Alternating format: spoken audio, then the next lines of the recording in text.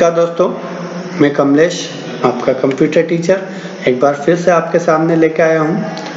Fundamental of computer DCA PGDCA के प्रथम semester के छात्रों के लिए, छात्र छात्राओं के लिए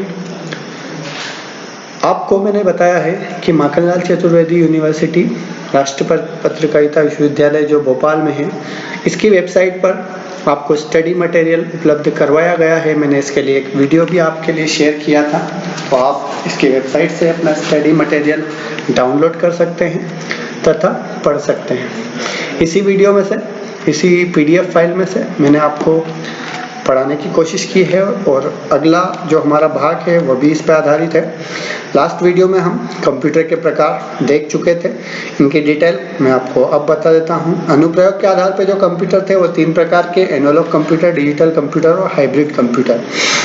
आपने सुना होगा एनालॉग घड़ी अलग होती है और डिजिटल घड़ी अलग होती है। एनालॉग घड़ी और डिजिटल घड़ी की तरह ही एनालॉग कंप्यूटर और डिजिटल कंप्यूटर हुआ करते थे। एनालॉग कंप्यूटर वे कंप्यूटर होते हैं जो भौतिक मात्रा जैसे दाब, ताप, लंबाई इत्यादि को मापते हैं। इसके अलावा एनालॉग कंप्यूटर मुख्य रूप से विज्ञान और इंजीनियरिंग के क्षेत्र में प्रयोग किए जाते हैं, क्योंकि इन क्षेत्रों में मात्राओं का अधिक उपयोग होता है। जैसे एक पेट्रोल पंप में लगा एनालॉग कंप्यूटर पंप से निकले पेट्रोल की मात्रा को नापता है और लीटर में दिखाता है, उसके मूल्य की गणना करके स्क्रीन पर दिखाता है। तो एनालॉग कंप्यूटर आप समझ ही गए होंगे। डिजिटल कंप्यूटर वह कंप्यूटर होता है जो अंकों के आधार पर अपना कार्य करता है। सामान्यतः कंप्यूटर का तात्पर्य डिजिटल कंप्यूटर से ही होता है।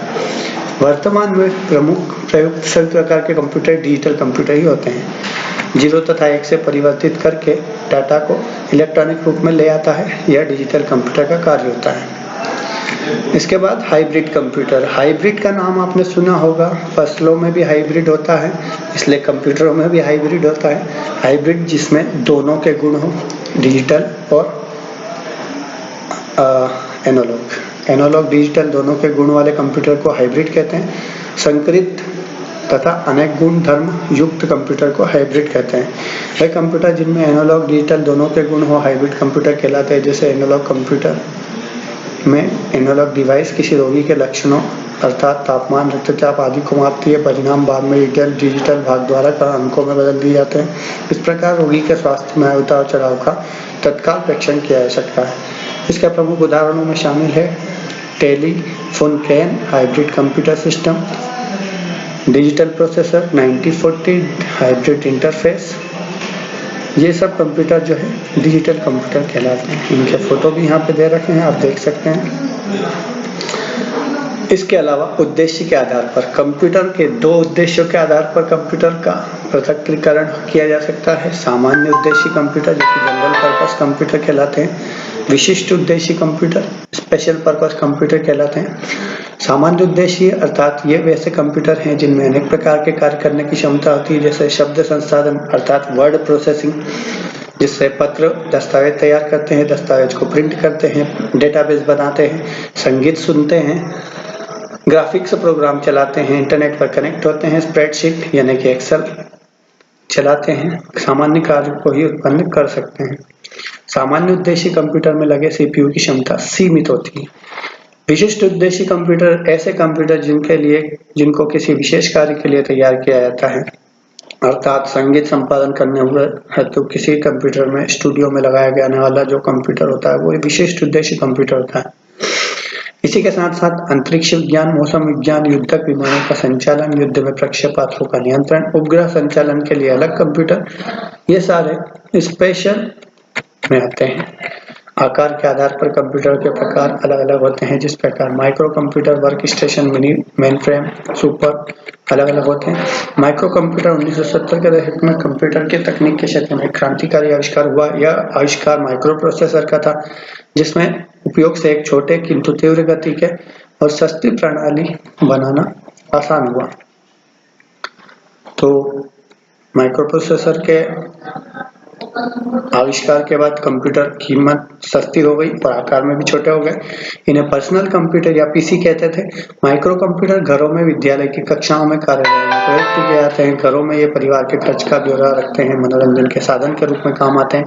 विद्यालय में विद्यार्थियों के उपस्थित पत्रक तैयार करने में, प्रश्न पत्र तैयार करने में।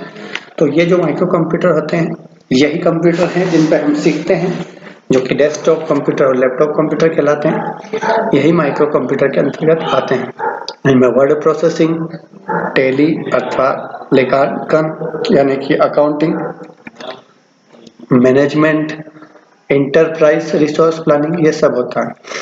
यह कम कीमत के होते हैं, 15,000 से 75,000 रुपए की कीमत तक कंप्यूटर मार्केट में उपलब्ध है। इनके अलग अलग प्रकार होते हैं, जैसे डेस्कटॉप, लैपटॉप, नोटबुक या पामटॉप। डेस्कटॉप कंप्यूटर वे कंप्यूटर जिनमें अलग से एक मॉनिटर होता है, एक सीपीयू होता है, माउस कीबोर्ड अलग से होता है। ये कंप्यूटर डेस्कटॉप कंप्यूटर कहलाता है। इसके अलावा लैपटॉप कंप्यूटर, जिसे हम बैग में, सूटकेस में रखकर ले जा सकते हैं और बैटरी से चलित होता है, छोटा सा आकार होता है। इसके अलावा पामटॉप यानी कि हथेली पर चलाया जाने वाला कंप्यूटर छोटा आकार में होता है। डेस्कटॉप कंप्यूटर पर्सनल कंप्यूटर का सबसे आम स्वरूप डेस्कटॉप कंप्यूटर है। डेस्कटॉप जैसा कि नाम से स्पष्ट है, ऐसा कंप्यूटर जिसे टेबल या डेस्क पर रखकर उस पर कार्य संपादित किया जा सकता है।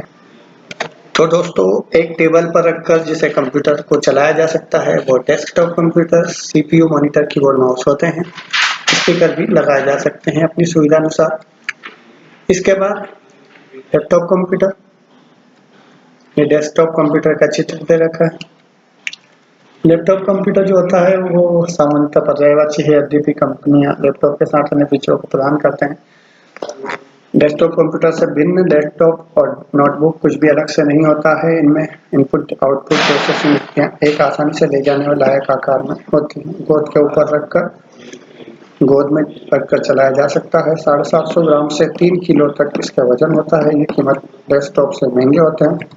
3-4 घंटे बैटरी को चार्ज करके चलाया जा सकता है।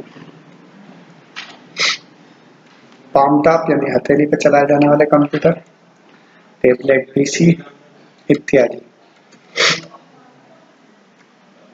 उसके बाद अगला होता है वर्क स्टेशन। वर्क स्टेशन आकार में माइक्रो कंप्यूटर के समान होने के बावजूद अधिक शक्तिशाली होते हैं। ये विशेष रूप से जटिल कार्य के लिए उपयोग में लाए जाते हैं। इस प्रकार के कंप्यूटर माइक्रो कंप्यूटर के समान सामान्यतः ही होते हैं, किंतु इनकी कार्य क्षमता मिनी कंप्यूटर के समान होती है।